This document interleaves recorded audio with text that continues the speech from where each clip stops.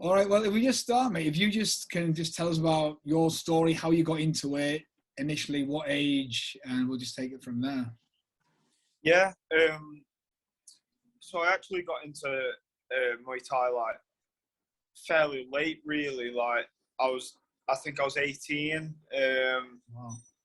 Yeah. So I've always sort of looked like me and my mates have always like watched the fights, like watched the boxing, watched the UFC, just everything really. And then, but I just never really had the confidence to go in the gym. And you know what it's like when you don't drive, and so it's hard to get around. Yeah. And then one of my mates was actually a Thai boxer fighter, and he just said to me one day, like, "Oh, yeah, just come along," and yeah, never look back, mate. Like, that's like just fell in love with it, like just like literally everything about it, mate. Yeah, like, yeah. Oh, amazing. Yeah. So how long were you training then before you had your first fight? I think it was around 1 year. It was Okay. about 12 months, and then I had like an amateur, N class fight with like shin pads and stuff after 1 year, Yeah. and then yeah, that got the ball rolling then, and yeah, like I say, like I've never had any breaks or anything. Like I think with starting so late, in my head I was like playing catch up almost, so I haven't sort of taken my foot off the pedal really since I started. Yeah. Yeah. So if we just think back to that first fight, like, can you just talk us through the experience? So like if you can even remember like agreeing to the fight or being found out or like finding out that you'd been matched and how that felt and then going through the camp and the fight itself. Yeah. So for the first fight, yeah. So I remember my coach John. I think the fight was at the end of November 2013. Yeah, no, 2014. Sorry, I think the fight was November 2014. And I remember through the summer, John said to me, "Yeah, I think you're about ready for a fight now. We can, and just nerves in the stomach, just straight away, like. But obviously, I was super happy because that's what I wanted to do. But yeah, just butterflies. And then when you finally get that call, or like the coach says to you, right, it's booked in now, like it's official, and like it's just nerves, just butterflies in the stomach. But yeah, you don't. It's hard because it's so much trial and error when Yeah. especially for them first two, because you really have no clue what you're doing. Obviously you've got people around you like giving you advice and telling you what to do, but like like a lot of it's behind the scenes when no one's watching, and you just don't have a clue whatsoever about what you're doing. And again, like even training for the fight, you just training hard, but you can be training hard in so many wrong areas, like you don't even know. It's all about just putting effort in at that point, like you just want to train hard, you want to try to get fit, you think you know what you're doing. Yeah, and it's all about trial and error that first camp really. And thinking about the fight itself, I just sort of, it's like you black out, really. I just remember being in the back after the fight, and I was like, I can't believe I just fought another human being then. And it's like, I couldn't remember anything about the fight. I couldn't remember literally anything.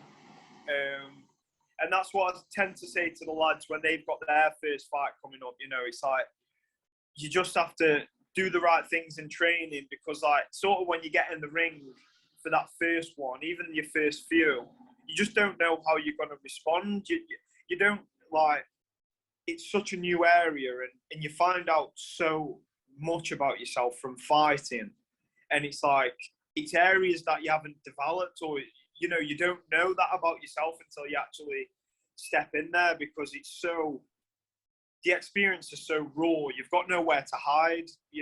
Once you're in the ring, it's just you're so exposed. So it's like, yeah, you find out so much about yourself, and you don't know how you're going to be in that situation because there's nothing like it, So yeah. Yeah, absolutely. Yeah, yeah. If we just go back to what you said about behind the scenes, you said a lot of it is behind the scenes. Obviously, you're training, you've got your coaches there giving you advice, but a lot of, the mind games that come behind the scenes. So, like, what do you mean by that? Can you give us some examples? Yeah, I mean, like you say, it's about doing sort of the right things when people aren't watching or aren't there to show you what to do and yeah, I mean, like you say, like a lot of the training and a lot of the fights are won when nobody's there, like how just touching on like the mental side a little bit, like could be like visualization or how you're thinking about the fight and how you sort of manifest the fight going and all those like doubts and voices that pop in your head, throughout camp. And sometimes, they can get louder and louder and louder the closer you get to the fight. And it's all about like sort of how you manage those. And again, you don't know that side of yourself. You sort of figure out as you have fights how your mind works with things like that. And it's like, how to draw confidence from different aspects of your training camp or from other fights. And, you sort of figure your own mind out on how to push out negative thoughts and bring in positive thoughts or, just going through that experience. And but sometimes obviously you can be on the flip side and you see a lot of fighters, they get eaten, by those negative thoughts and those demons throughout fight camp. And it's, again, like what you were saying, it's nothing to do with the physical ability, but like by the time they get to the fight, they're either mentally broke or they've taught themselves out to the fight. And yeah, no, there's loads of interesting things to discuss from what you just said there.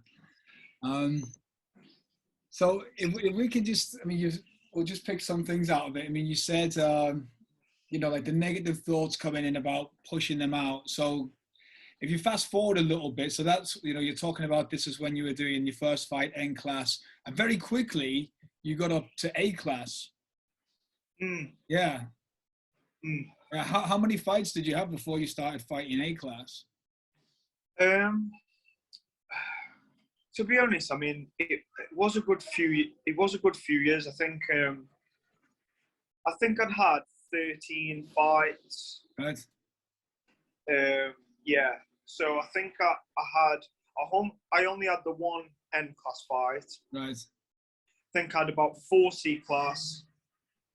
And then what does that leave? Maybe like 7 B class fights, and then I moved to A class then. Right. Yeah.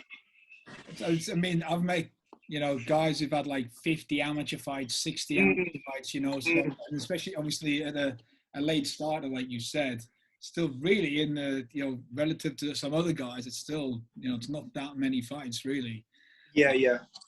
So, can you just give us some examples then of when you've had these like negative thoughts come in and how you've been aware of it and how you've managed to push them out? So it could even be a particular fight, like maybe one that it may have been a big step up for you, or, against someone, who may have been a bit of a beast and you're like, oh, this guy. So, can you just like reflect on that and just tell us some of the thoughts that came in and how you managed to push them out?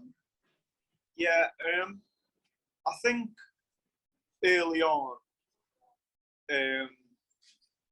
just thinking about it now, like early on, I'd probably like just push out those negative thoughts through hard work, Can you give us an example of the negative thoughts? Like what sort of things would you think when you're training? Oh, just anything, like, like not thinking you're good enough to beat your opponent, or, you know, like even being scared of like not being fit enough. Like that's always one that crops up a lot with fighters, you know, like, you know, not being fit enough, not being good enough, you know, making a mistake. And especially if you know your opponent, and you know they're good at something, you know, it's like, oh, if I make a wrong move, he might hit me with this. Or again, as you're going through the process of a fight camp as well, like you do a lot of sparring, obviously, and sometimes, you know, you might be one of those nights and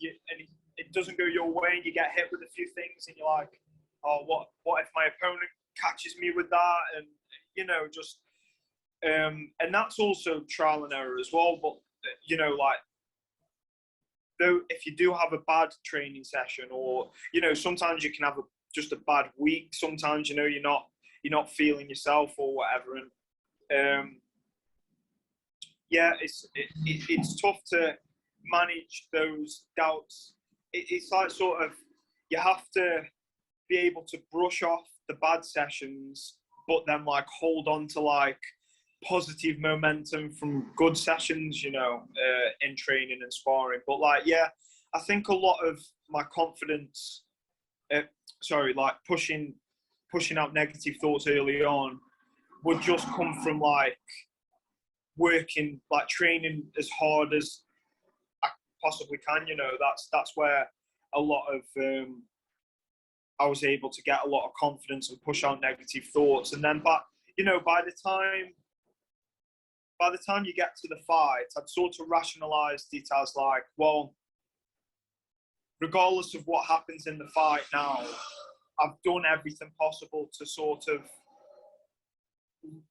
get me to the best I can be up until this point, you know. So, because the fight, obviously, you can perform well or not in the fight, but like you're not fully in control of what happens in the fight, because you don't know what your opponent's going to do, or you don't know how good your opponent's going to be. So you sort of, at that point, once the fight comes, as long as your mind's in good shape, you're not really in control at that point. Then the fight's going to go the way the fight's going to go. Yeah. If that makes sense. Yeah, absolutely. Yeah. So if we just go back to what you said about training, then you said, you know, you're training super hard and that's what pushes out the doubts. You know you've done all that you can do. Is there ever a time then that you overtrain? Yeah, for sure. Yeah. Like, and like, to be honest, like being out in Thailand a lot, like you're overtrained a lot, you know. But I think for sure, like you have to be intelligent. Obviously, you have to be intelligent with your training, but the sort of a balancing point where like you sort of have to be willing to overtrain, like especially early on in your career, before you figured your body out. Like I say, like a lot of fight camps are like trial and error anyway, and it's like you don't really know what works for you or what's best for you until you've done it a handful of times. And then also, you know, like a good fight camp for me 5 years ago wouldn't be a good fight camp for me now, because my circumstances are different, my body's different, you know, like it changes all the time. But yeah, I think early on in your career, you sort of have to be willing to overtrain, just because you know you're mentally strong enough to go through anything, you know. Like early on, you don't really want to be looking for ways to not train hard, you know. Like when you get a bit more experienced and you get a little bit older, you sort of know, okay, I shouldn't be doing this. That's stupid to do. Like I don't need to run that much, or I don't need to train.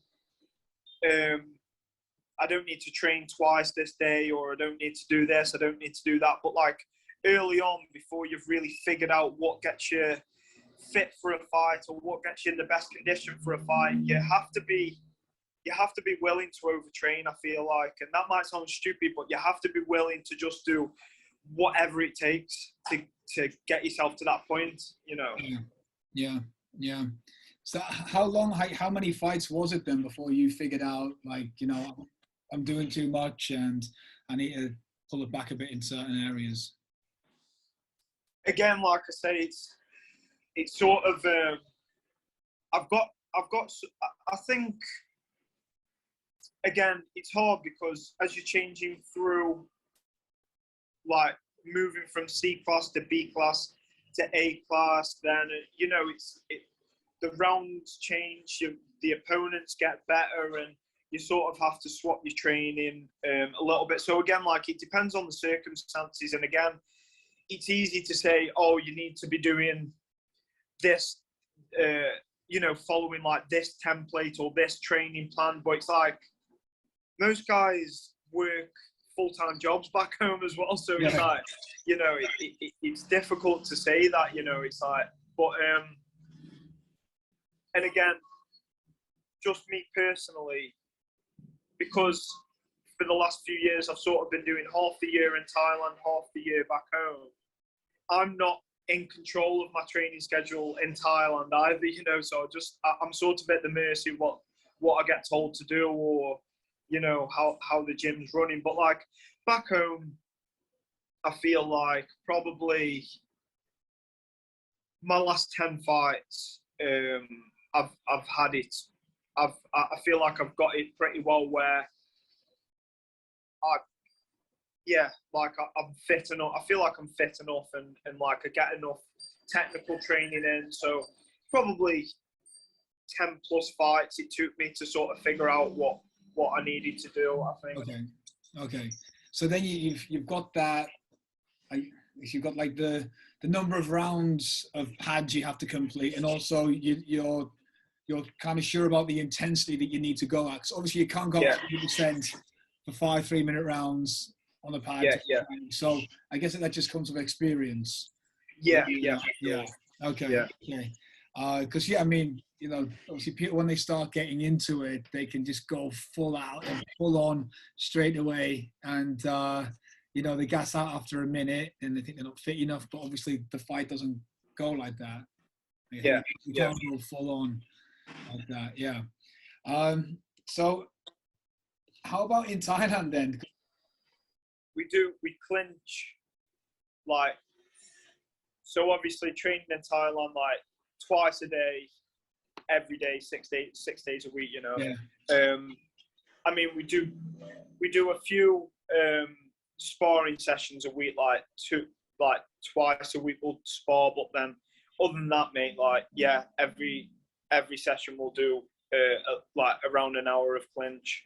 So it's tough because we'll clinch and then hit pads after, so sometimes like your body's absolutely in bits, you know, like some days, you know, like if it's been a tough week or whatever, I'm trying to hit pads, I can barely hold my arms up sometimes.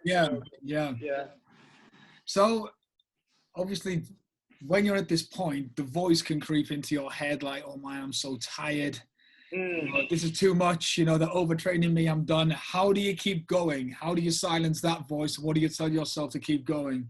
Yeah, I mean, this is the thing. I mean, like, this is the thing with obviously being, when you want to be quite scientific about your training, it's obviously tough in Thailand because they're not super sports specific, you know?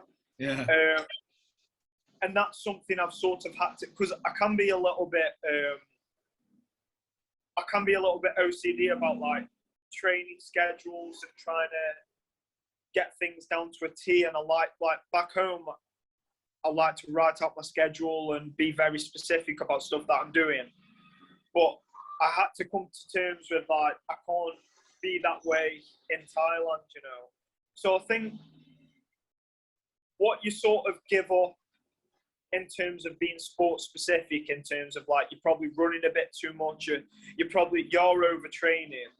I have to bear in mind that that's a sort of sacrifice I have to make in order to, like, you know, train with the best people, be around the best coaches, like, and sort of excel in other ways, you know. So that's sort of why I try and balance it out. And when I go back home, I can be more specific with other areas of training, like, for example, like, just, you know, whether it's strength and conditioning or not running quite as much or being a bit smarter with my training schedule. I try and balance it out. So when I'm back home, I'm a little bit more on top of that stuff. But then, obviously, when I come to Thailand, I have to just learn to let that go. And that's just part of the sacrifice of being out here, but also getting the benefits from being out in Thailand as well, you know?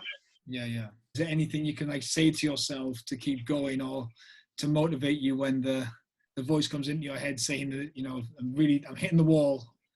How can you keep going? Yeah, I mean, you definitely have the days where, like, you feel it more than others, and, like, sometimes you're just totally exhausted. But I think a lot of the time, because you're training for a fight, that just pulls me through. Nice. You know, because, like, it's not really, no matter how down or tired or fatigued or, like, sort of mentally broken I get, there's still sort of no question as to whether I'm going to do the training or not, because I've got a fight. So it's not like a question of, like, oh, I'm tired today, shouldn't I? It's just like, it's got to be done regardless, you know. So that's what I think. The will to win sort of pulls me through, and that's what it is basically, like, the sort of the will to win and the fear of losing, you know. That's basically what pulls me through, you know. Yeah. I mean, you said that the fear of losing, is it, you know, you train hard because obviously you want to win, but is the fear of losing because you don't want the other man to have his hand raised, you don't want a loss on your record, or is there anything else in there as well that adds to the fear of losing? I mean, like, every time I step in the ring, I want to win. Yeah. You know, like, if I didn't believe I could win, I wouldn't, you know, I wouldn't do it. But I've sort of been, I've sort of been contemplating this a little bit recently, you know, and it's like, it's not really the fear of a loss on my record, because, you know, I've been trying to think about this a lot recently on, like, it is about the process, you know, like the fights. I've been trying to find the balance between, like, winning a fight is everything to us, but also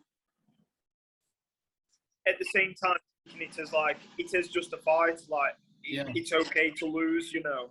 But because the fights are there to sort of measure our improvement, if that sort of makes sense. Yeah. Like, it's about the process, and it's about, like, training and improving. Like, I do this not because I want a load of wins, or because I want all the belts. So obviously that's a side product, and I do want those things. But, like, I want to be the best fighter I can possibly be. You know, that's what I want. Yeah. You know, if I win the fights and go on to win belts and go on to, you know, beat the best guys out there, like, that's all a side product. But it's about me being the best fighter I can be, you know. And the fights are there to sort of measure our improvement, you know. But at the same time, we are still competing, and I really don't want to lose, you know. So, but yeah. No, it totally makes sense. It's just, I've asked this question to a few people, and you know, usually what comes up is they're not worried about getting hurt in a fight, not getting like physically beat up, but sometimes it can be about like the judgment of others. Yeah, for sure. Like, yeah, definitely. Like, yeah, I think everybody, you know, once you get to a good level, like you accept the risks of like being hurt and you know, potentially being knocked out or anything along those lines, and you know full well that's a real life possibility. But like, yeah, that sort of sting of losing a fight or not performing to what you know you can perform at, like that's just like, yeah, that hurts so much more than anything, you know. Yeah. If we go back to what you said about, you know, you said I wouldn't step in the ring if I don't believe I could win. Mm-hmm. So how many fights have you had now in total? Sorry, was it 25, including the one amateur that I did. Yeah, right. And you've won. I've won 22. 22. Yeah. So you've got a very good record. Yeah. I mean, I'll talk about a few things about the record. But first, I want to talk about. Have you ever been matched with someone and it's been a big step up, and you've thought maybe I can't win this one? Yeah. So last year when I was out at FA Group, I fought Daraeak, main event on Channel 8, and that was sort of my first step up to like world level, because Daraeak's like a 2-time world champion on like the promotions here in Thailand, and that was a big step up.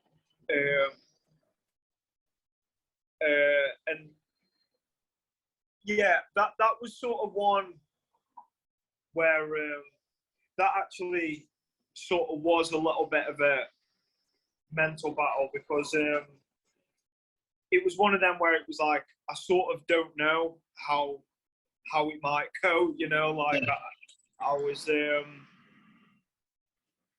obviously you don't know how any fight's going to go, and like I say, like when sorry, a bit of traffic. No. Yeah, so when I step in the ring, when I get to fight night, you know,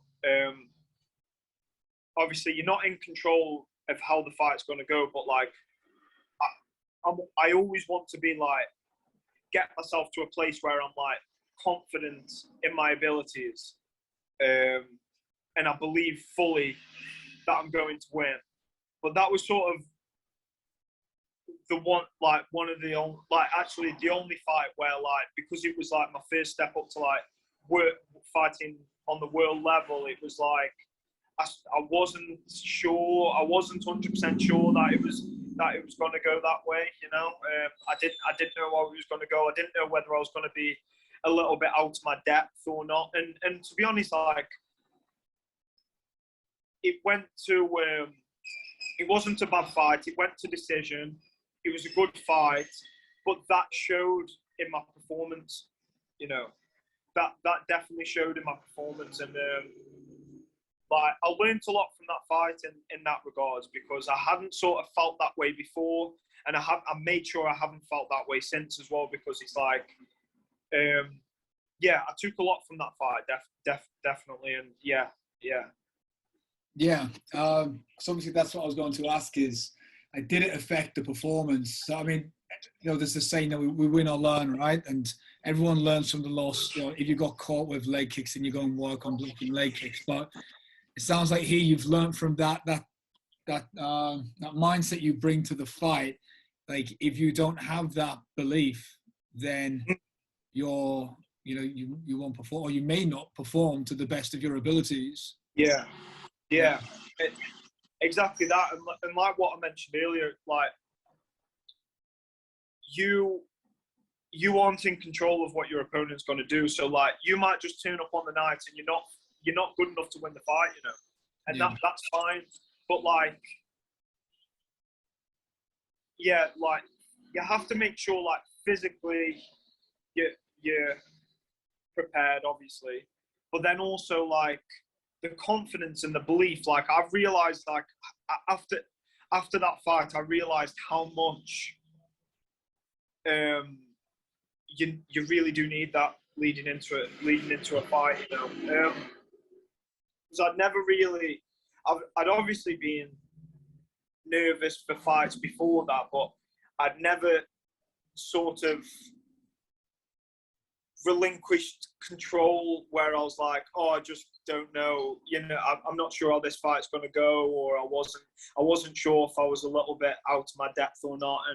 And that's the first time where I'd sort of, you know, let my mind go to those places a little bit, you know. And like, I just made sure, like, I was sort of happy. I think in my mind after the fight, I was like happy with putting on a good performance. And I was like, after the fight, I was like, I'm never going to let myself think like that again. Like, if when we're leading into fights, I need to make sure that my mind is in a place where I believe in myself and I'm confident that I'm going to win this. But as long as I perform to the best of my ability, I'm going to win. I'm going to win the fight, you know. Yeah. So just two things from that then. Obviously, you don't know, but if you think back, if you had gone in with full belief, do you think you would have won the fight? I think I definitely, yeah, obviously, yeah, of course. Like it was a close fight anyway, right. And like, but I could just see I was unsure of myself. Like I could just, from watching it, if I watched it back and like just from obviously going through the experience, I was just unsure. I felt like I performed like I was unsure of myself, you know. Yeah. Okay. So from that then, how do you prepare for the fight mentally to make sure you have that belief? So I don't mean necessarily in the gym, the physical part, but what's the mental preparation to make sure you have that unshakable belief, that bulletproof belief that you are going to win? Yeah, it's just really, again, like obviously, again, from hard training, good preparation, but at the same time, it's easy. Like preparation doesn't always go to plan, you know. Like it isn't always perfect. You can't help injuries. You can't help sickness. You can't help life that creeps in, you know, or whatever. But it's just about sort of understanding yourself and really, really understanding your strengths and understanding your weaknesses as well, and being willing to, like, you know, work on your weaknesses, like being confident in your strengths, and yeah, like really just like visualization and manifesting the belief in yourself. Really, like I don't really know how else to say it other than that. Like I just know, like, obviously you always get, again, like little doubts can creep in through, especially if you're doing like a long fight camp. I mean, sometimes you don't really get the luxury in Thailand. I mean, you can take a fight on 1 week, 2 weeks notice out here, and like sometimes you don't really have the luxury of a long fight camp. But like back home, like if you're doing like, you know, 6, 8, 10 weeks, sometimes maybe preparing for a fight, like that's a long time to be thinking about one person and one fight, you know. So obviously little voices might creep in here and there, but it's just about making sure, like, really you understand yourself, you understand your mind, and just being able to, like, visualize and really like manifest that belief in yourself. And when I say manifest, like I don't necessarily think that, like, again, just because, sorry mate, you're still there? I thought no, like, I don't necessarily mean that, like, just because I believe in something really hard, it's going to happen. I don't think I necessarily believe in that, but like, yeah, it's just about manifesting that, like, if you, again, like, leading up to a fight, I really truly believe that if I perform to my best, I'm going to win the fight. Like, that's yeah. Again, like, once the first bell goes, you actually don't know what's going to happen, you know, but like, up until that point, I truly believe that as long as I do my best, I'm going to win the fight, you know. So. Yeah. I think like with the manifestation topic, you know, it gets thrown around and just like, oh, see it and it'll come true. Well, not really, you know, but in my opinion, it starts with the belief and what we've just talked about, like yourself, like if you had trained hard for that fight, that first step up, and if you'd had the belief, if you had been thinking about and truly believing it without a shed of doubt, then, you know, you would have won. So well, exactly. Well, well. Yeah, like going sort of, like prior probably to the Daraeak fight, like, I probably did have a little bit more of a mindset where it was like, well, if you're good enough, you'll just win on the night. But like, that, not necessarily the case, you know, because the deciding factor might actually be like, you're believing in yourself in the first place, you know. Yeah, absolutely. Yeah. So in terms of visualization, then, is this something that you do regularly and it's part of your training routine? Yeah, I mean, again, like, it's again, it can be a little bit more difficult, like, out in Thailand, because again, so for example, my fight on Friday, I think I had 3 different opponents leading into that fight. So like, obviously, and the final opponent, who I ended up fighting, like, apart from the gym that he was coming out of, so we had a little bit of an idea about what his style was going to be like. I literally had no idea anything about any details about him, you know. So in terms of visualization, like, you can't always visualize perfectly the fight, but yeah, definitely visualization on like the process of the day and like what I want to do in the fight, obviously, and like, yeah, like, it definitely is something that I practice leading up to fights, you know. And again, I think when you don't know, it's a little bit refreshing sometimes when you actually don't have a clue about your opponent, because it sort of really gives you a good chance to not obsess. Like, I don't overly obsess about my opponents anyway, but like, it gives you a good opportunity to really not give any thought at all to your opponent, and you can just literally 100% focus on yourself, you know. So yeah. How much time do you spend doing the visualization? Is it a daily thing? Is it a weekly thing? And how do you go about it? I'd say as the fight gets closer, like, probably a few times a week, you know, nothing too much, but like, probably within the last 4, like, say, if it's a fight in the UK and I've maybe got 8 weeks to prepare or whatever, like, the last 4 weeks I'll be doing it a few times a week, you know, and then probably quite a lot. Once all the training's finished, like, once the training's finished and I'm sort of in the process of cutting weight on that final week, I'll probably do like quite a bit of visualization that week, you know. Okay. What's the longest win streak that you've put together? I think I've had 2 9-fight win streaks. Right. So they're my longest 2, yeah. Okay. Yeah. And I think, so obviously I lost my first M-class fight and then moved to C-class.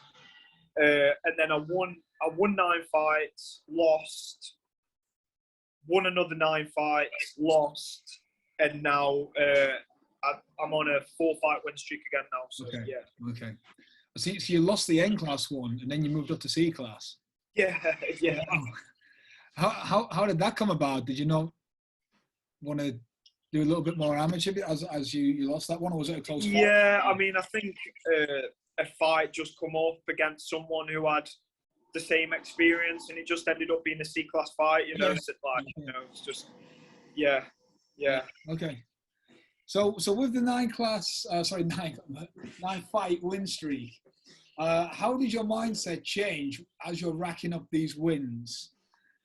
The first run of wins I went on, it was funny because like every time I'd get matched for a new fight, I'd sort of like have a little voice in my head saying, "Surely you can't win again," or "Surely like, or like surely you've got to lose at some point," you know. And then when I did lose after the first sort of win streak, like going into the next fight after my loss, I was like, I remember like sort of saying to myself like, "Oh yeah, you know, you can just keep winning. You know, it's not like you have to." There's no set thing where it's like, oh, you win a couple, then you have to lose, like, because that's sort of what I was expecting as I was winning the first load of fights. I was like, oh, surely I'm going to lose the next one then, or you know, like after I won, you know. But and then like I sort of just like got rid of that thought process, you know, like once I'd lost and won again, yeah, and I went on the second run, I sort of didn't really think like that anymore, you know. Okay. Okay. So yeah. So how does it affect your motivation to train as you're obviously the first time? I guess you've still got that little bit of fear about losing because you were thinking, yeah. No, but after you had the first loss and then you thought, right, I can just win. How did it affect your motivation to train as you're racking up these wins? I mean, yeah. I mean, I don't think I really thought too much about it, to be honest, like that. I just loved training and fighting, so I don't think I really put too much thought into it, you know. Like I just wanted to keep going regardless, you know. Like I just love training and fighting, so I just kept going, you know. Okay. Yeah. Okay.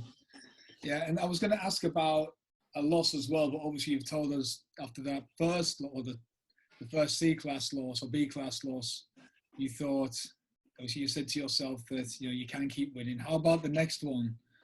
After the second 9-fight win streak, how was your mindset after the loss? Yeah, I mean, so that loss was the Daraeak fight that I told you.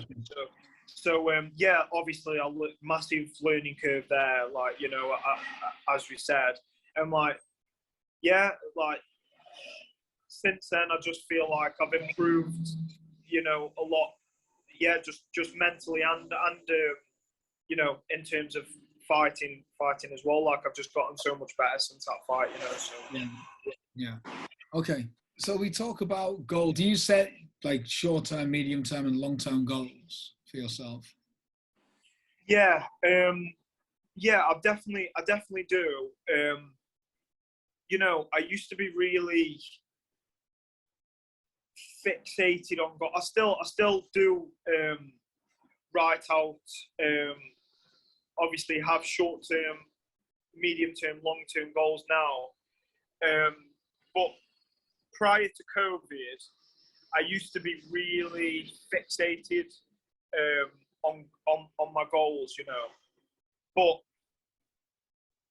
and then I was really like, obviously, you hit your goals, you hit your targets, you're hitting everything, and then COVID hit, and then I realized, I've sort of realized,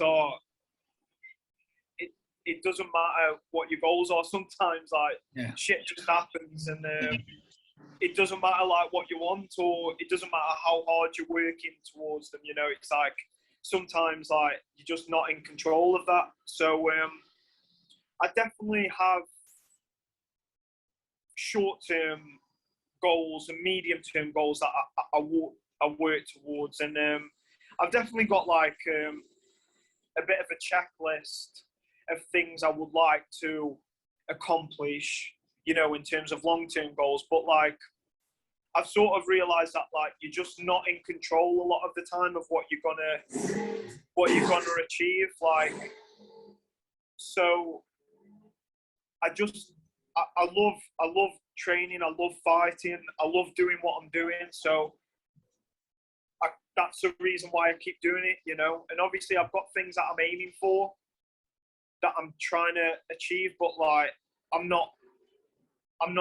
don't get fixated too much on them now, because I just know that things can happen, and you know, you're not really in control of whether you get to a lot of your goals, you know. Like, as long as I'm doing my part, which is like working hard and loving what I'm doing, I can't really do any more than that, you know. And also, like, obviously taking the right opportunities as they arise, but like outside of that,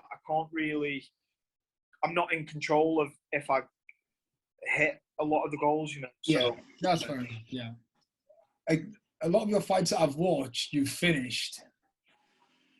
Does that put any pressure on you when you go into the fight? I need to finish this fight, or do you just go in and you have a strategy and you stick to it, and then what will be will be?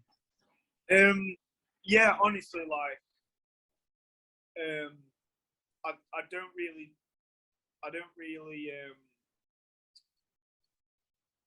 really put too much thought into that, if I'm honest. Like, you know, because I used to go into a fight expecting a 5-round hard fight every time. But then I think that was actually like sometimes negatively affecting my performance, because it had stopped me going for the finish sometimes, because I'd sort of already anticipate that it's going to be a tough 5-round fight. So sort of expecting that to play out. Does that make sense? Absolutely, yeah. So I stopped putting too much thought into that, if I'm honest. But also vice versa. Like, I've never been the sort of person to put too much thought into finishing a fight early on either. You know, it's just I know, I understand my strengths. And yeah, I just go into a fight like, and you know, I obviously have a rough idea of what I want to do, and like, obviously, like, I've got quite my style now. You know, after you have so many fights, you've sort of established your own style. So I sort of know. Yeah. So how do I explain it? So I've got my style that's established, and then depending on my opponent, I'll sort of tailor it a little bit, depending on like my opponent's style, his body type, you know, what he's good at, what he's bad at, you know. But like, my style's always gonna be my style now, you know, and then I'll just like sort of adjust it a little bit depending on my opponent.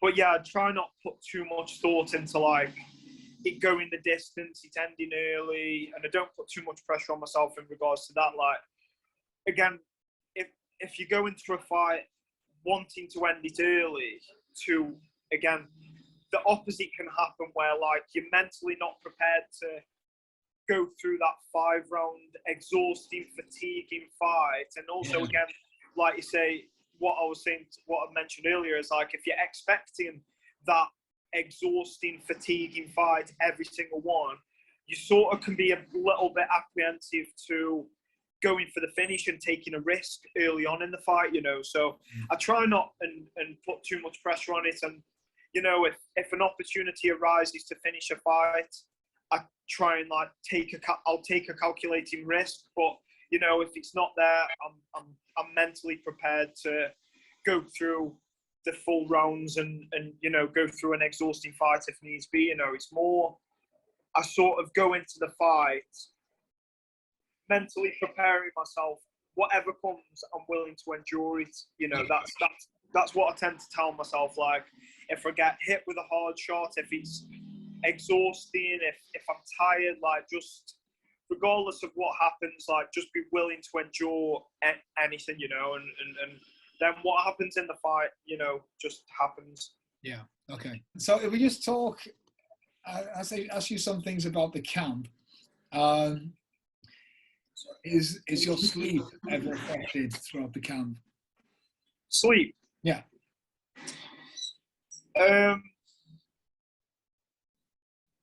No, what? Sorry, like, what do you mean by sleep? Like, why? Just because some people, when they outside of the camp, they're thinking so much about the fight. Sometimes they're just thinking about it and they're laid in bed and I know it's 2 a.m. Like you said, like in Thailand, you don't know your opponent, but in the UK you do. You know, he's got a good left. Okay. You know. Yeah. So some people can just think before they know it, it's 3 a.m. and they're just thinking about the fight still and they can't sleep. Yeah. To be honest, I don't really like. Luckily, I don't really suffer too. I mean, especially in Thailand. I mean, I'm normally so exhausted from training anyway. I sleep like a baby, you know. Yeah. So that's not really a problem. I wouldn't say really I suffer with sleep. I mean, maybe there's like the odd night, like through camp where like, you know, like your brain might be,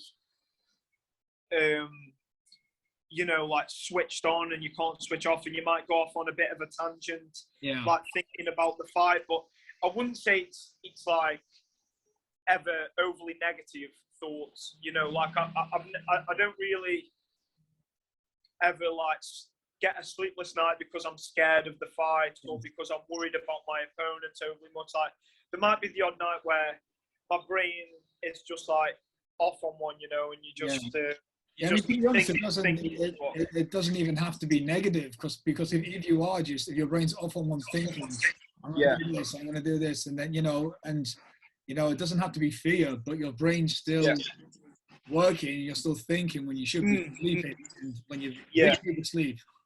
I like you say, just maybe like the odd night through the fight camp, but like nothing like majorly that affects me negatively, really, you know. How about just outside of training? How often do you think about the fight? I mean, it's a hard question to answer in terms of like, it's a hard, you can't really quantify the answer. I guess that, like, you can't say 7 times today, but roughly, like, you know, like, you're in Thailand with your girlfriend, right? Yeah. So in the run to this fight on Friday, you know, are you out having dinner and, you know, if she's talking to you and you're kind of there in body but not in mind because you're thinking about the fight? And Liam, are you Liam? Are you listening to me, Liam? You know, definitely I'm thinking about the fight. Like that. Yeah. Definitely moments like that. To be honest, I think that's been one of the positive things about having my girlfriend with me in Thailand this time, because like when you're living in the gym, it can be very like there's just no break in thought, you know. It's just like training, think about the fight, training, think about the fight, you know, and then so I think that has been one positive aspect of having my girlfriend here with me, just because like there are moments where, like, you know, I go back to the apartment after training and it's like I could just have a normal conversation that isn't about fighting or but like again, obviously as the fight draws nearer, like you do, of course I'm thinking about the fight, you know, think about it all the time, you know, like Okay. And earlier you mentioned about, you know, guys in the UK, they work full time and then they train. Are you working full time when you go back to the UK and then you train? No, I'm fortunate enough where like I teach and coach Thai boxing back home, so you know, obviously that comes, I mean, that doesn't mean that I'm just a full-time fighter as well, you know, that comes with its own difficulties and time management issues as well, but like it gives me the opportunity to be able to be sort of the master of my own time and the master of my schedule, you know, which is really good. So yeah. But does it affect the job at all? Does it affect your coaching? um, If you are thinking, you know, if it's a class full of people, and you're supposed to be, or you're doing PTs with people, and you're supposed to be giving them feedback, but your mind can start wondering. yeah, I mean, it definitely comes with its own sort of own challenges, you know, like you have to, you sort of have to be quite good at setting boundaries in your mind, you know. If we just pick up where we left off, which was we were talking about you working as a trainer, and also, you know, trying to like kind of stay present and in the moment when you're, you know, in the build up to a fight. But obviously you're having to manage, you're doing PTs and you're doing classes, get that balance. So how do you get that balance, and is like your work affected at all by the upcoming fight? Yeah, it definitely takes a little bit of like practice and trial and error to like I spoke to a few guys who do the same thing back over here, and yeah, it's just about setting like strict boundaries with yourself, you know, where like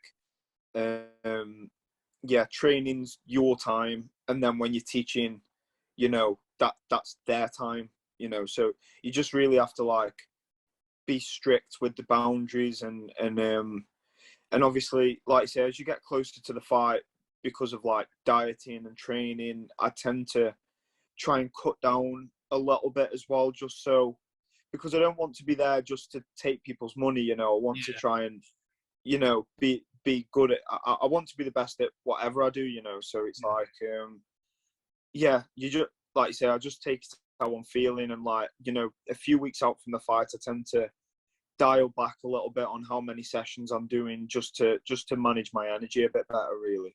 Yeah. Okay. So in that case, do you think is it necessary to be spending time outside of training thinking about the fight?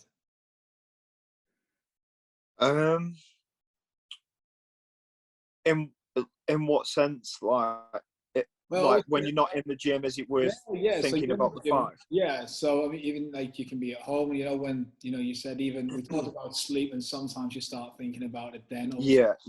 Time to think about it. So, you know, we can always be very tempted to think about it. So is it necessary to think about it at all? Because when you're in the gym, you're focused on it, but then outside, is it still necessary to think about the fight? Do you think a fighter should be thinking about the fight at all outside of training? I think it has to be well managed, because sometimes, like you say, your brain can run away with you sometimes, and I think sometimes thinking about the fight too much outside of the gym, that can sometimes come from like insecurity. So you feel like you constantly need to, obviously you do have a sense where you constantly need to do more, but like there's a negative side to that as well, where you feel like you're never good enough, so you have to constantly be thinking about the fight, and yeah, you have to definitely manage that as well, because there's got to come a point where you just it can't consume your mind to the point where it becomes negative, you know. Like, it has to, there's a healthy amount where you need to be obsessed with the fight. You do have to be obsessed with the fight, but there's definitely a tipping point where it takes away, you know. So I think there's definitely benefit in thinking about the fight outside of the gym, because you have time to sit and reflect and, you know, sum up your training, sum up the fight. But again, it has to be managed. Like, I think healthy visualization, like I spoke about before, can have a positive effect. But then, like you say, if your thoughts go untamed or not managed, then I think it can definitely have a negative effect. Yeah. Okay. So do you have any tactics you can recommend for managing the thoughts?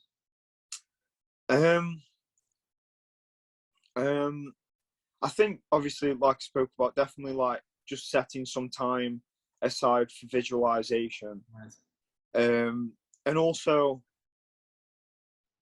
I think sometimes people get so anxious about losing or the worst case scenario happening, and I think sometimes that can be a big source of like anxiety and your thoughts running wild. And to be honest, like something that I tend to do is just like, if I do feel myself getting to that point, like just sitting down and exploring in my brain the worst case scenario. Like obviously as a fighter, you never want to think about losing or think about anything bad happening to you, but sometimes it's worth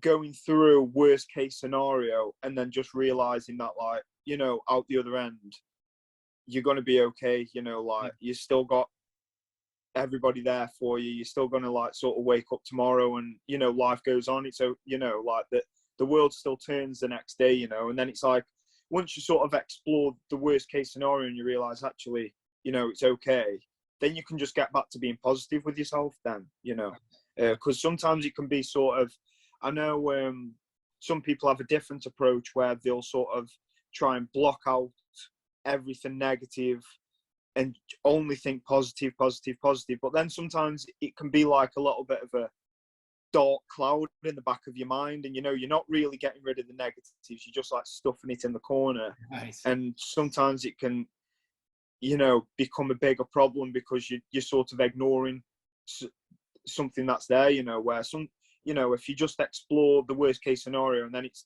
over and done with then, and then you're like, oh, you know, it's not that bad, and then you can just get back to being positive and being confident in what you're doing. Then that's, you know, everybody's different, but that tends to help me if it does ever get to a point, you know. Yeah, no, totally. It's just try to deal with it rationally, right? And think, you know, what's the worst thing? It's, you know, what's actually the worst thing that's going to happen if I do. So yeah, it's excellent advice. Okay. You talked about the Daraeak fight. You didn't think you could win that fight, and also you've mentioned how you always expected a tough fight. You know, you never think you're going to go in and finish. You're always expecting a tough fight. Has there ever been a fight which you may have taken lightly? So kind of the opposite to the Daraeak fight, the opposite to these fights where you're expecting a 5-round war. Has there ever been a fight where you may have thought, oh, you know, this guy is not a big step up. In fact, I'm a big step up for him. And you may have taken it a bit lightly. And how did that go? Yeah, I mean, I think I've definitely had fights where in my head, even though I wouldn't have ever said it out loud, I didn't think they, like, I thought I was definitely better than them, like blatantly better than them, you know. That's sort of a tough one to manage sometimes, because it is weird having like a little subconsciously you do know, you have something in your mind where it's like it's different than when you're taking that step up. You know, like, even though I still trained the same and like tried to put the same intensity into what I was doing, there's definitely something different there compared to a fight where you're taking a step up and you've got a sense of like, if I'm not at my best, I'm gonna lose or get knocked out, or so, you know, like, so that feeling, you know. Earlier on in my career, I've definitely sort of had those fights, and it's a different sort of motivation, you know. The way that, I mean, it has been a while since I've sort of thought about it like this, but like, I think the way that I sort of turned my motivation, as opposed to thinking I need to train my best in order to give a good fight, it was sort of, I wanted to train hard in order to like really dominate the fight, if that makes sense. Like, not just go in there and win, but I wanted to really show what I could do and show the difference in the levels, you know. I think that's that's how I ended up rationalizing it in my head at the time. Yeah, because like say if you're going to win, you can struggle to motivate yourself to train hard. We're talking about training an FA group, and you said that's how, when you are overtraining, that's how you kind of like, there's that no question in your mind the fight's coming up. But if you know it's not going to be a hard fight, then you may not have that no question thought pop into your head. Yeah, for sure. Yeah. Yes. So I guess just like you said, just rationalize it by thinking that you're just going to prove, you just all about yourself really, rather than your opponent. Proving you can be and perform to the best of your abilities rather than. It's definitely no two opponents are the same, and also like you're a different person each fight that comes about as well. So it's just about shifting your motivations from fight to fight sometimes, and finding the reasons to dig in, because they're not always the same from fight to fight. So, well, just on that note, when we spoke last time, you were saying it's like the will to win and the fear of losing is what keeps you driven and keeps you motivated to train hard and to win. You just said that it's like, there could be a few different reasons because you're not the same person every fight. So obviously that's one we've just talked about there, is trying to perform to the best of your abilities when you're fighting someone who's not at your level. Is there any other examples you've got of when you've had to find other ways to motivate yourself? Well, again, like I said before, like obviously if you've got an opponent coming up that sort of on paper is better than you, that's always a big that's always a big motivating factor. I mean, that's not necessarily saying that you don't believe that you can win, but there's always, like on paper,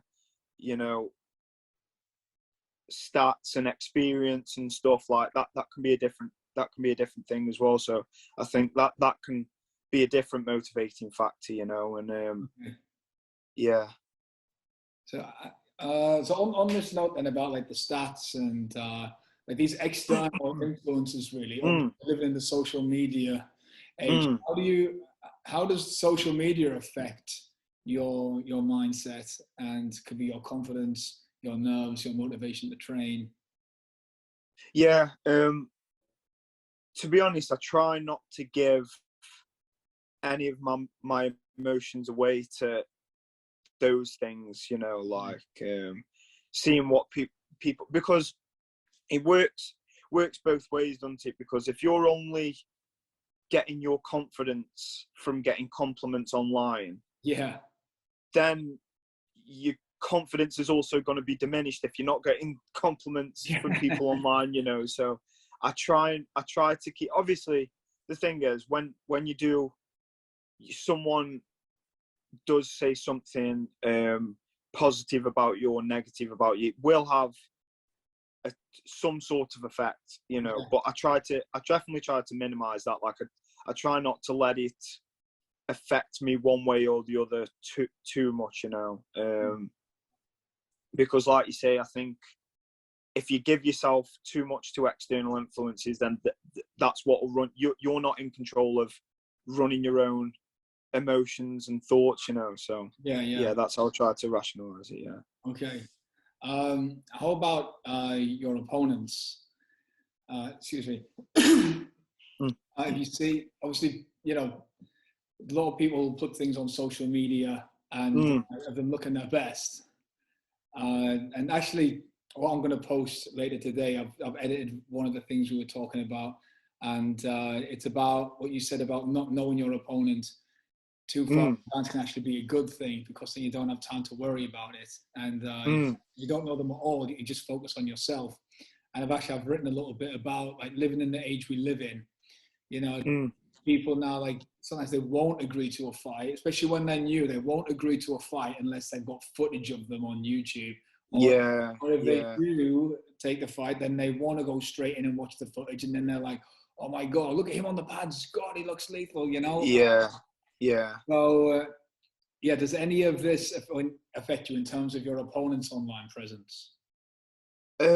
I think, I mean, I'm at a point now where I'm like secure in myself, where that those sort of things don't really bother me. But like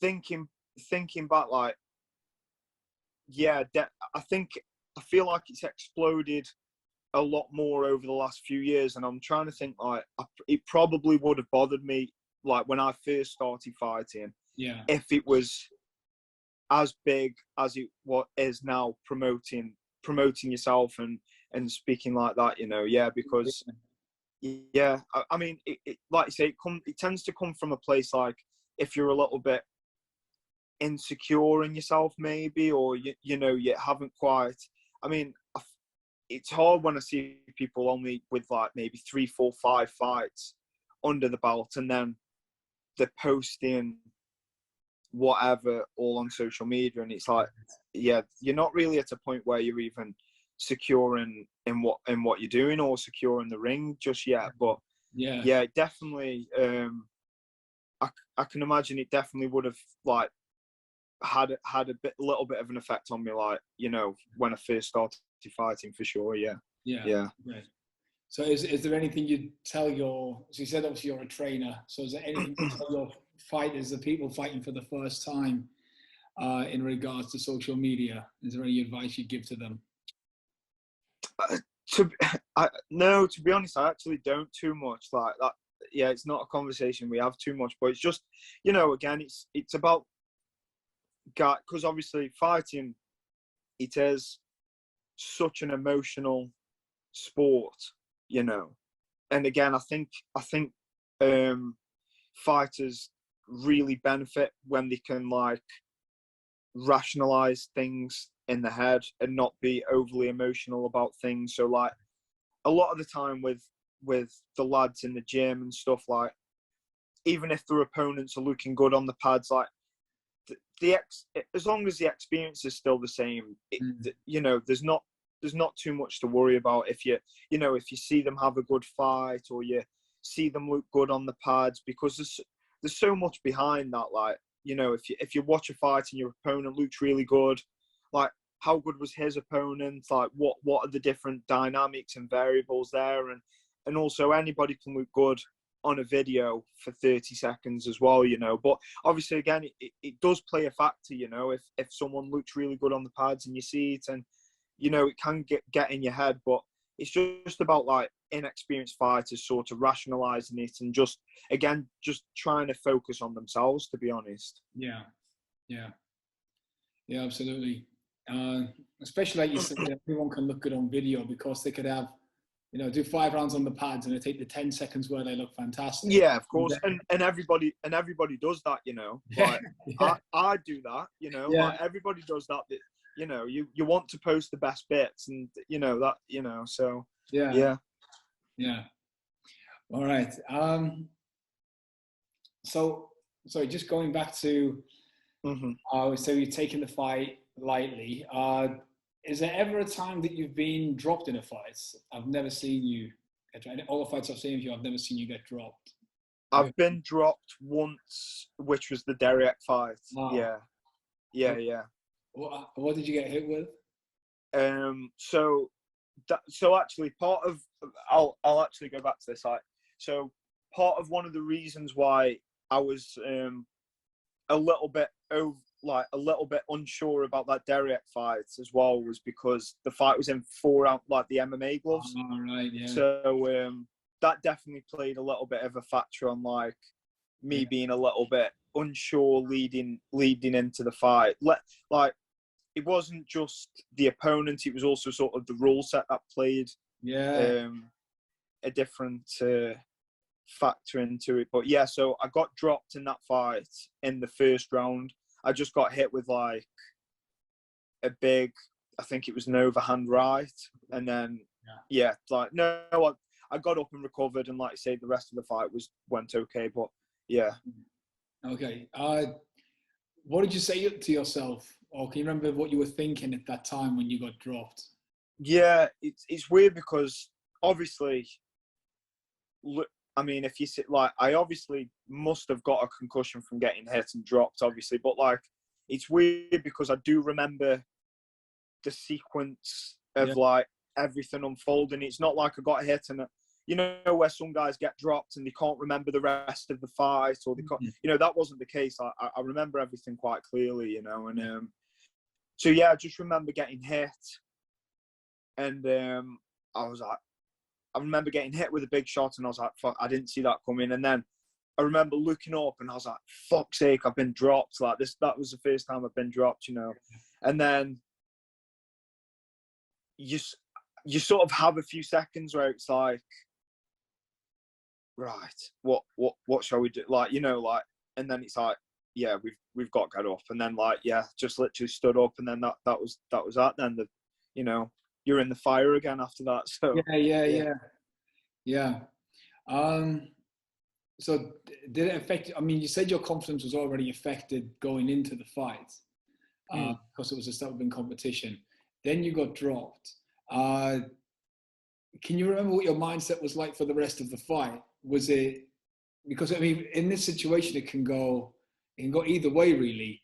It can be like, you know, I was right, you know, I shouldn't be being dropped already, or like watch like Harrison and Muay Thai, and he just, you know, bit down on his gut. He got dropped twice, right? Yeah. And just he was like, I just got to go for it now, and you know. So can you remember like how it affected you for the rest of the fight? Yeah, I think I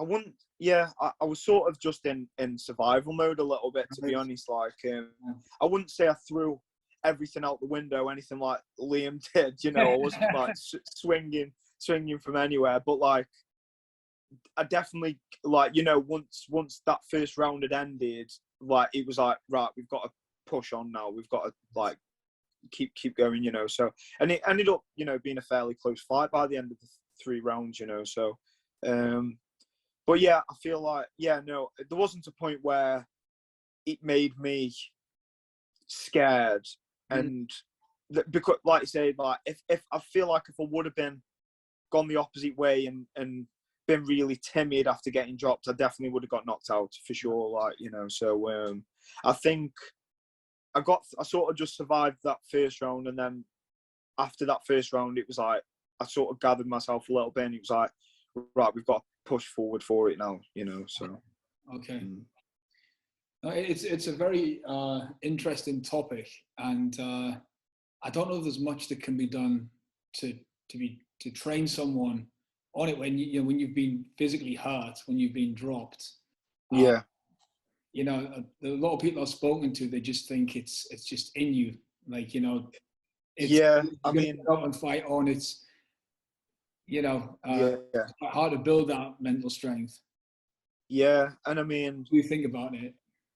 Yeah, I mean, first off, it's not something you can train in the gym, because you're not going to be in sparring and you're like, you know, put me on the floor and see if I can carry on, you know, or whatever. But yeah, it's tough, and like you say, what we mentioned before is like with fighting, you learn so much about yourself that you would never understand in any other circumstance in life, you know. Like, it's just so, you're so exposed, and it's so raw being in the ring, because there's literally nowhere to hide. That's like 100% you know, especially in those dark moments where like you get hurt, or you get put down, or you're tired and you're in the corner and you've got to go back out again for the next round. It's like, that's 100% you there, you know. You can't fake it. You can't pretend that you're a tough guy, or you can't put on, you know, that's just you at those moments. So yeah, it's tough. I think you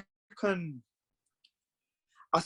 definitely condition your mind a little bit to be willing, but I think you have to be realistic with yourself, where it's like, what are you willing to go through to sort of win the fight or get to the end of the fight? Like, are you willing to be put down and knocked out? And you know, like, that can be like sort of a tough conversation to have with yourself as a fighter sometimes, you know, like. But yeah, I think you can definitely condition yourself to an extent leading into a fight, like what you're willing to endure and just like sort of trying to harden your mind in that sense. But yeah, definitely, it's. I think a lot of it is just generically in you as a fighter, you know. So Yeah. Did you mean that just by like you can build it a bit by just what you're willing to go through in the gym, just like the really hard, tough sessions will build a mental? Yeah, that, and you know, I feel like you can. I mean, with like mental preparation, like visualization, and I know I've kept harping on about visualization and stuff, but really envisaging those tough moments in the fight and just being, you know, in those, like sort of thinking about it in your head and being in those moments in your mind and just being willing to sort of, you know, just taught yourself into pushing through it, and you know, like what you're willing to endure. Yeah. So I guess it's, you know, it's not as, if you do end up in that position, then I guess it's not as much of a surprise because you can convince yourself, you know, like, oh, we've been here mentally. When and I think like it also depends where you are in your career as well, you know. Right. Because I think sometimes you can see guys that have maybe been knocked out already a few times, or, you know, they're maybe towards the end of the career and they'll get put down, and you can just see that they're not willing to go through that. They don't want to go through that again, or, you know. And then same with like younger fighters, you know, like they'll get put down, and because they're not confident, or they haven't got that much ring experience, and they haven't got the reps behind them. It's like, you know, they get knocked down and they just don't want it anymore. And then I feel like there's probably a sweet spot in the middle where you're experienced enough in the ring to go through adversity. Yeah. And, you know, you can still come through it and be confident that you can do it, you know, because again, with the Thais, you see a lot of the Thais get dropped, but because they've had that many fights, you see it so many times in Thailand where a guy will get dropped early on in the fight and then they'll come back and win the fight, you know, or you know, something along those lines. So yeah, I think there's probably a sweet spot in the middle, you know, where like you haven't taken too much damage and you've got enough experience behind you and you've got the mental strength to sort of overcome it. And I think there's more than one factor that comes into play, to be honest, with overcoming, you know, something like that, like getting dropped in the middle of a fight. I think, obviously with the Thais, it depends on, you know, if there's a big bet on for them to win the fight, you know, that obviously plays a factor on what they're willing to sort of endure. And as well, you know, it sort of goes on the gym as well, you know, because, you know, with the Thais and in Thailand, it's sort of expected that, like, you know, if you get knocked down, you can't just say, oh no, you can't just quit. You know, it's not a thing to just like say, no, I don't want it anymore. Like, you better get up and go out on your shield, you know, like. Yeah, for sure. So so that's the other side of it, for sure. Yeah. So on that note, sorry, obviously when you're fighting for FA Group, when you're fighting in Thailand, do they put bets on you? Well, I've fought, obviously, my last 3 fights for FA Group have been on Thai TV, but they've been on like the entertainment shows. So like, there's no gambling there, you know. The guys get their purses no matter what, you know. So it's like it's like you say, it tends to be that's obviously like a bit of a goal of mine, like, you know, if I keep fighting out for FA Group and stuff, you know, to get in the stadiums for them, like, you know, and make some money for them if I can. So Okay, so they've never, even like in previous years, they've never put a bet on you, or you've never had any gym put a bet on you? No, only like really small. Like, I fought in Phuket before, and it's been like for small amounts of money. I've never fought. I've never fought in one of the main stadiums where there was a lot of money put on me. I was just going to ask, how did that affect like obviously you then got extra pressure on yourself. You got that extra well, one of the lads from FA Group, one of the foreigners, Yelta, from Belgium, he fought at Jitmongnon Stadium, right, not too long ago, and he had quite a lot of money from the gym riding on him, and he said he definitely, you know, if you're not used to it, because the Thais are just so used to that sort of way of fighting and that sort of pressure, and that's the way they make money and whatever. But yeah, he said it definitely was in his mind, you know, and because obviously the gamblers are putting money on you as well, you have to fight how they tell you to fight, you know, because because they're the ones that are putting the money on you, and they're the ones that know how the scoring's going to go, and so you have to be so in tune with listening to the gamblers, and because of the odds and the way that they put money on you, it's very like, you have to do this in round 1, do this in round 2, then round 3 we want you to do this, and it becomes very like, I think Yalta struggled with not being able to fight his own fight. He was so concerned about, listen, right, I can't do this in round 1, I can't do this in round 2, I've got to try to do this in round 3, and then so that it's definitely a different type of fight when you've got sort of, when you're fighting 5 rounds in the stadiums and they're putting money on you, you know, like, it's definitely a different type of fight. Wow. If you tell us about the hardest fight you had that you went on to win.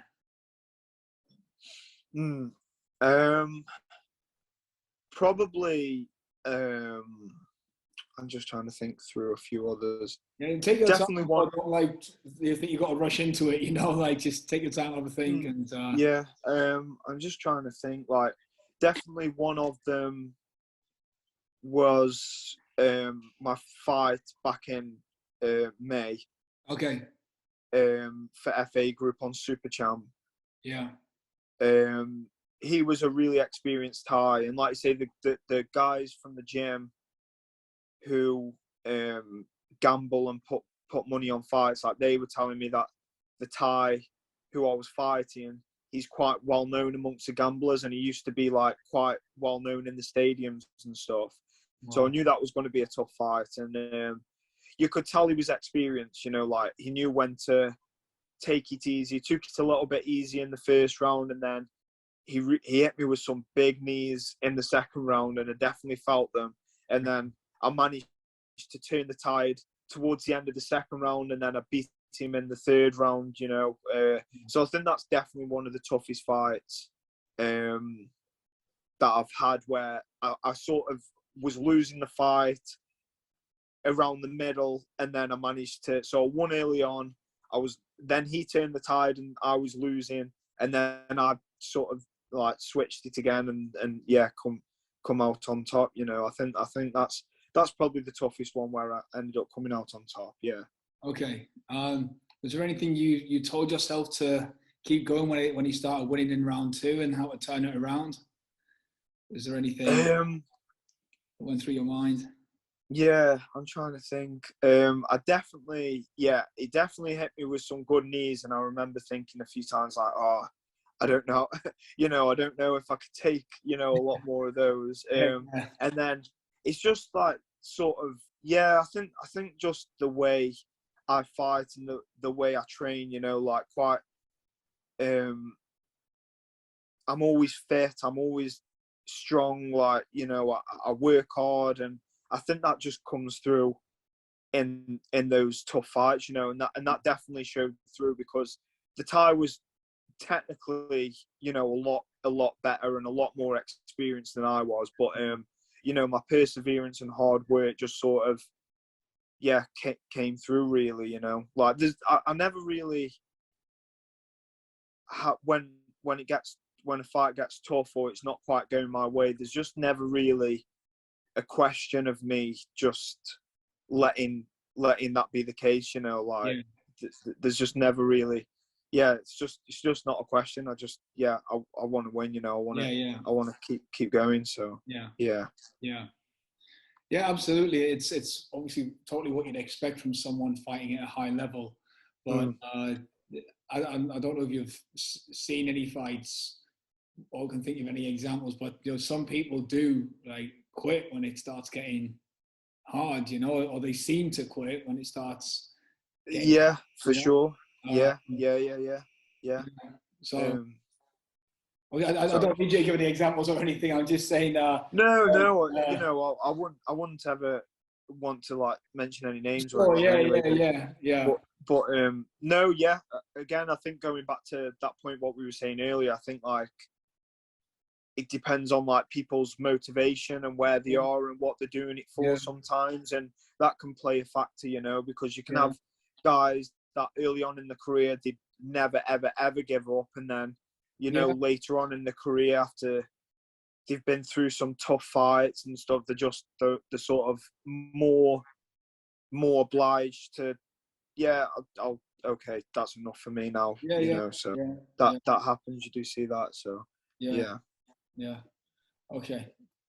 So one more question: bad blood fights. Have you ever been in a bad blood fight? No, I don't think I have, to be honest. Like that. That's no. I mean, someone might have disliked me going into the fight. I don't know, but no, it's not really my style. Like I don't really. It's nothing personal to me, to be honest. Like fighting, but it just depends how people. Some people like to do that. It makes them more confident if they're sort of a little bit more aggressive towards their opponents or whatever, and to me it's nothing personal. Like you have to find a balance between being overly friendly with your opponents and stuff as well, don't you? But no, it's nothing personal to me. I've never had any bad blood fights, to be honest. Like I think I'm not opposed to people, all of this, everything on social media, like, giving each other shit and, like going back and forth. I just think like guys should just be themselves and be however they want to be. And if they want to, if that's how they want to be, like, I think it's funny, to be honest. Like, some guys are funny, and they're made to be like that, They're made to do that leading up to a fight, and I think it's good, like, it's good crack. But it's just no, I'm not that way inclined, to be honest, mate. Like, No, I didn't think you were, but obviously you never know with someone else. I know with someone else may have been getting in your face or trying to just play like a bit of mental warfare. Because it can just be that. Just try and wind people up to put them off their game. And that, I was going to ask if someone has been like getting in your face or trying to wind you up, like how did it affect the performance? I mean, me knowing myself, I can't ever imagine anybody being able to pull that sort of emotion out of me, to be honest. I'm more so like, all whatever you say before is sort of irrelevant anyway. You're gonna see what's gonna happen once we get in there. So like, but I haven't had anyone be like that with me to such an extent where it gets really aggressive or anything. So, but me, I try to be quite emotionless, to be honest. Like, when I'm entering the ring and I try and not be too much one way or the other. I try and like sort of disconnect myself from emotions a little bit anyway, so I don't go in there angry or try and have some sort of emotion in me anyway. I just try and be disconnected, if I'm honest. So what's the reason? I can't imagine anyone being able to pull, like, regardless of what they said or did, I really can't see anybody being able to pull that out of me. But I don't know, maybe that's a challenge I've just issued to someone now. I don't know. So is there a reason why you go in emotionless? Again, I think every every fight is different, and I think different things work for different fighters depending on their sort of just their personality and how they are. But that's definitely the best way for me to go in there and perform my best, I feel like.